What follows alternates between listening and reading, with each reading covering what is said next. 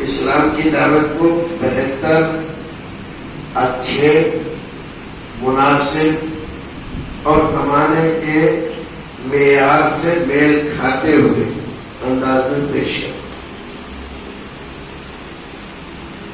یہ ہماری زندگی کا ضروری عمل ہے، اور یہ کام ہمیں اس وقت کرنا چاہیے تھا جب ہماری یہاں پر حکومت تھی. اللہ رب العزت نے سب کچھ ہمیں عطا فرمایا تھا، لیکن ہم بھولے رہے. اور پھر اللہ رب العزت نے جو تماچے لگائے ہیں تو ہمارے دال سرخ ہو رہے ہیں، پیچھے لال ہو رہی ہے، پھر زخمی ہے، اور ہمارے دماغ ٹینشن اور پریشانی میں مبتلا.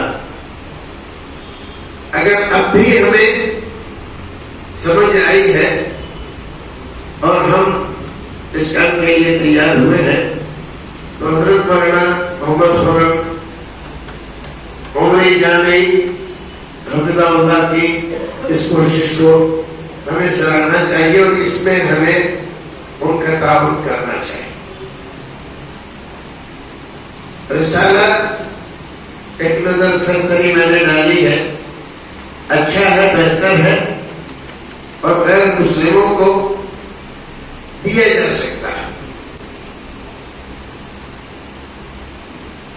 اور یہ سلسلہ ایک بات زندگی میں کر دیا اور اس کے بعد بھول گئے اور سوچ لیا کہ ہماری ذمہ داری پوری ہو گئی، یہ ہماری اور بڑی غلطی ہوگی. یہ سلسلہ جاری رہنا چاہیے اور وہ موضوعات ہمیں اختیار کرنا چاہیے جو آج کے زمانے میں ہمارے غیر مسلم بھائیوں کو اپیل کرتے ہیں، ان کے دلوں میں گھرمائی میں جاتے ہیں، جس کو وہ سوچتے ہیں ہزاروں سال کی پیڑا، تکلیف، پریشانی، بے چینی جھیلنے کے بعد آج اگر ان کو سر اٹھا کر چلنے کی مہلت ملی ہے تو جن موضوعات کو وہ سمجھ رہے ہیں اور چاہتے ہیں یہ ہماری کوتاہی اور یہ تاریخ کا ناقابل معافی جرم ہے مسلمانوں کہ انہوں نے مروادی نظام کے تحت